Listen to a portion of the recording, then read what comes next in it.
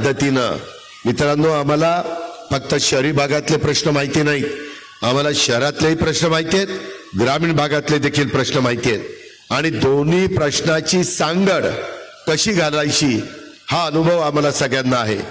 त्याकरता आपल्याला नरेंद्र मोदी साहेबांना पंतप्रधान करत असताना महायुतीचे जास्तीत जास्त खासदार त्या ठिकाणी पाठवायचे।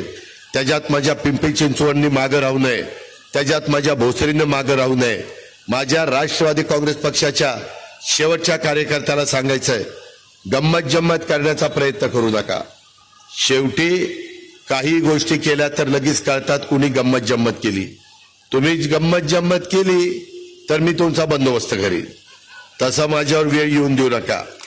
त्याच्यामधनं आपण मॅच फिक्सिंग करायचं नाही, आपण इमानइतबारे काम करायचं।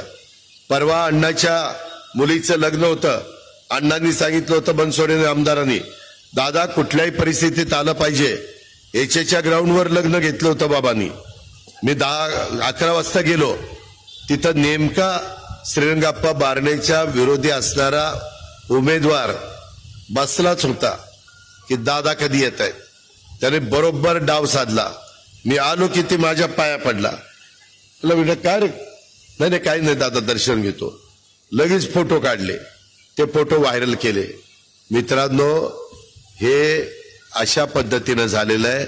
माझा 100% पाठिंबा भोसरीमध्ये तिथं शिवाजीराव आढळराव पाटलांना आहे आणि चिंचवड आणि पिंपरीमध्ये श्रीरंगाप्पा बारणेलाच आहे।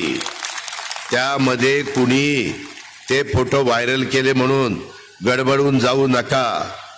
जो आपल्या बरोबर असेल तोपर्यंत आपण त्याला साथ देऊ, ज्याने आपली साथ सोडली त्याला लकलाब, मला काही त्याच्याशी घेणं देणं नाही।